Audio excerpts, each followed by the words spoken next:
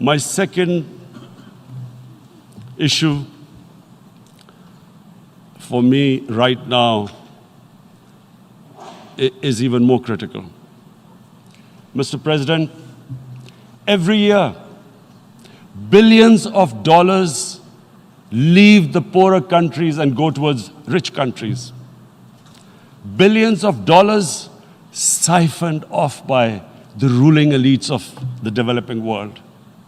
And they find their way into Western bank accounts, offshore accounts, tax havens, expensive properties hidden behind companies bought in Western capitals. Mr. President, this is devastating the developing world. This is causing more poverty, debts.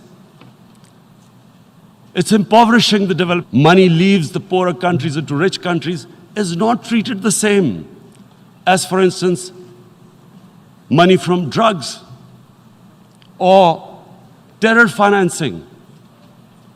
The seriousness which terror financing and money from drugs, the way it is treated, it's not the same.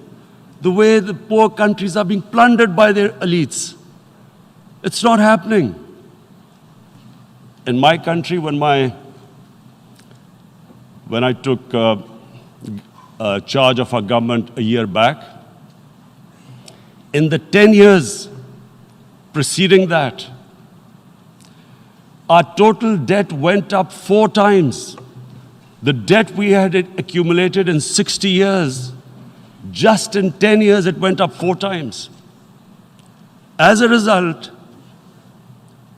the total revenue we collected in 1 year, half of it went into debt servicing. How are we going to spend money on our human beings, 220 million people, when half the money is going into debt servicing? Because our country was plundered by the elites, the ruling elite. And easily they could get the money out. And and money laundering located the properties of these corrupt leaders. We find it so difficult to retrieve it.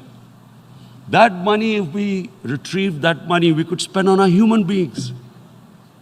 But it's so difficult. The laws protecting these criminals. We do not have the sort of money to have expensive lawyers and spend millions and millions of dollars. We need help from the rich countries.